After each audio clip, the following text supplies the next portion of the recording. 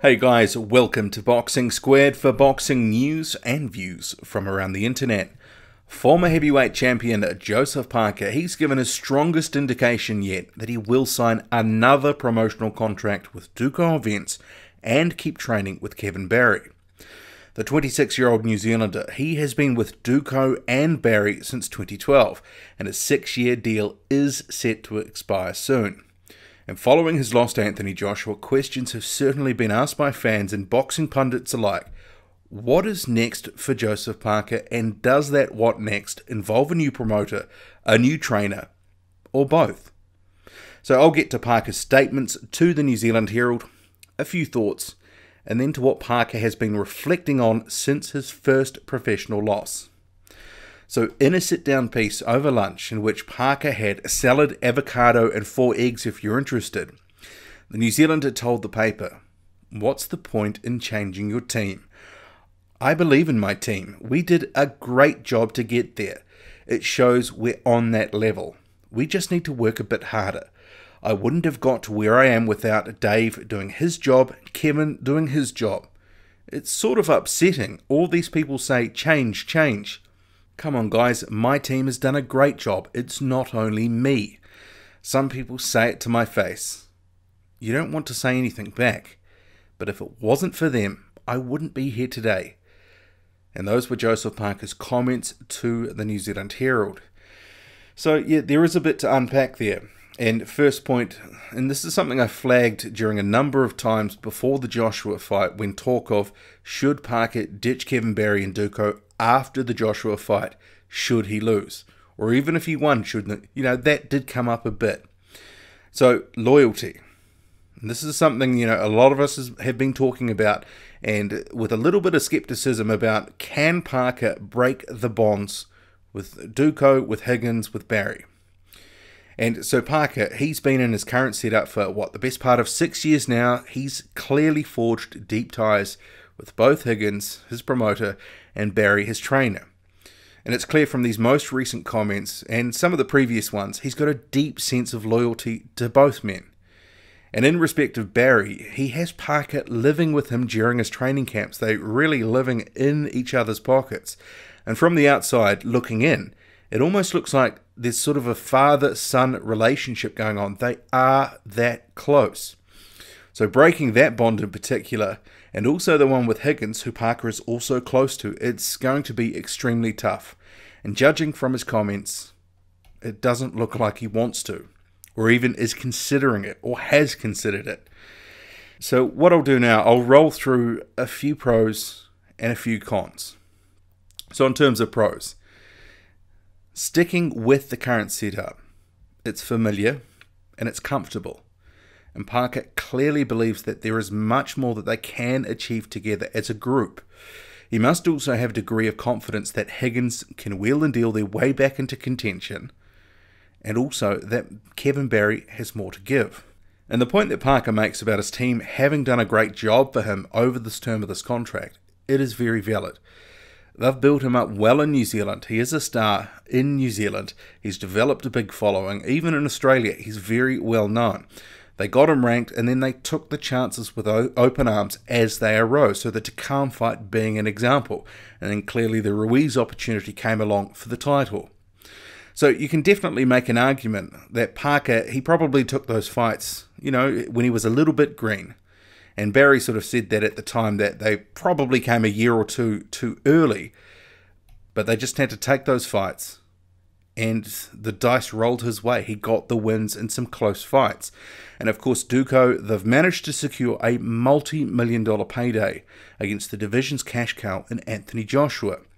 And performance-wise, Parker, it was better than any of Joshua's opponents before him. He made it to the final belt, something no one else had done.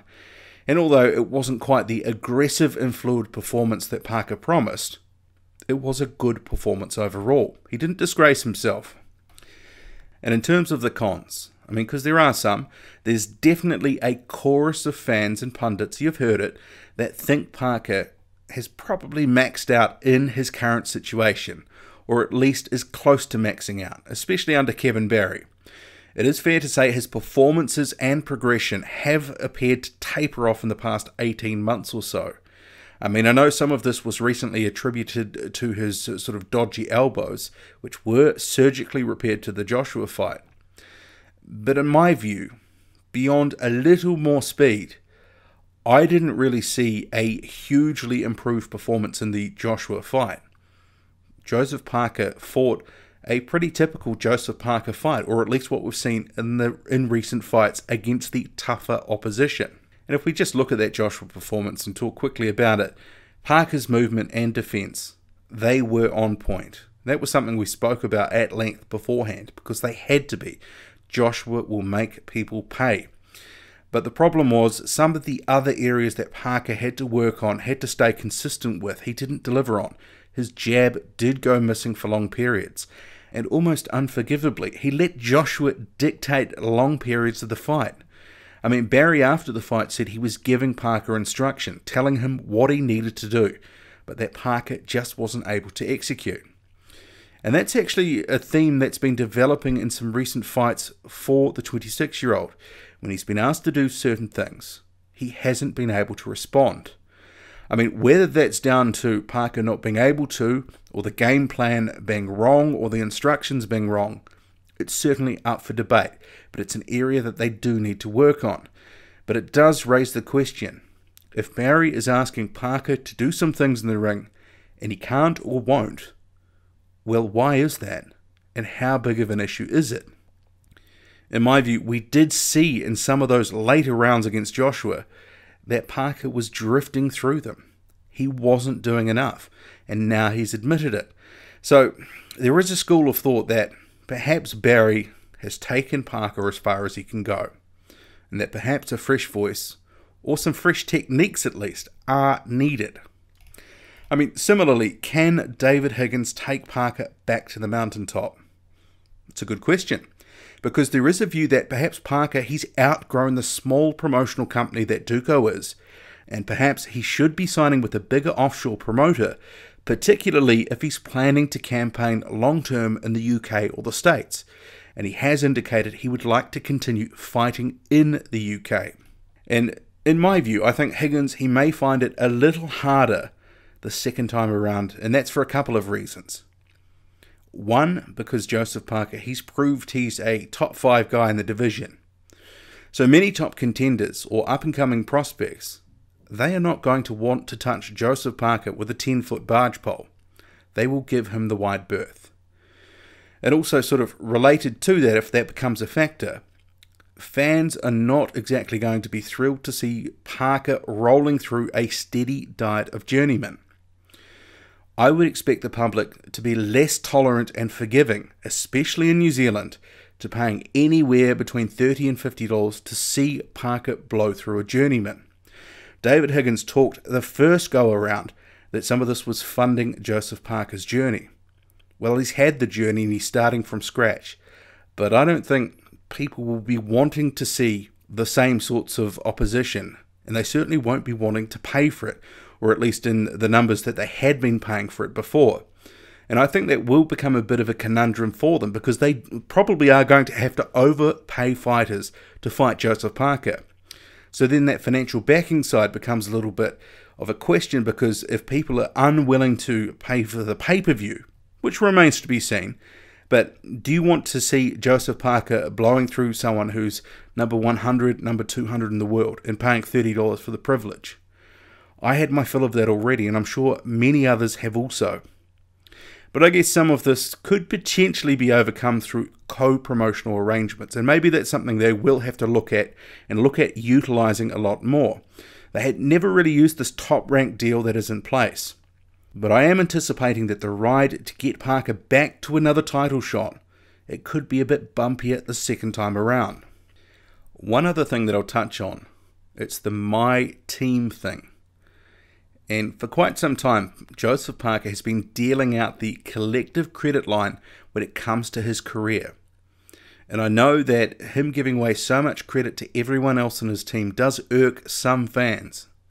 But Parker clearly feels that he wouldn't be where he is without them. And that on the strength of what we've heard him say, he doesn't believe that the grass is necessarily greener on the other side. So I guess we'll have to watch the space on what Joseph Parker does in terms of signing a contract extension. But one thing that Joseph Parker has pledged to do, it's maintain his diet and an exercise regime between fights, telling the New Zealand Herald, every day we're doing something. I don't want to waste it. It was so hard getting in shape. Now that I'm here, I want to maintain it and get even better. I don't have to focus on losing weight. I can focus on skills, technique. I'm more eager now to get to the top than before. And those comments, they are pleasing to hear, because the going up in weight thing, it's certainly been something that's been creeping in for Joseph Parker in recent fights. There's been a bit of that. He's sort of the last fight out against Hughie Fury, he had to drop quite a bit of weight. And for this last fight against Anthony Joshua, Joseph Parker's mother said Parker entered camp at 266 pounds. So if that was the case, he had to drop 30 pounds over camp in 12 weeks. That's a lot of weight, and blowing up and down in weight can certainly have a bit of a toll on the body and can be unpredictable. So if Parker can stabilise, his camps could focus more on the skills and technique, game plan, execution, all that sort of thing.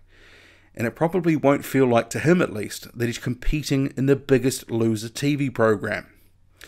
And Parker, he also revealed that he did suffer some elbow pain early in his training camp for Joshua, but he did work through it and he felt his best ever come fight night. So I'm glad to hear that the elbows did come right and aren't being used as an excuse. Although I would say surgery just months out from such a big fight, it's never ideal. But Parker, he did look good in there. He looked a bit faster, but he just couldn't execute in other areas. And ultimately, Joshua boxed smart. He was the better man on the night.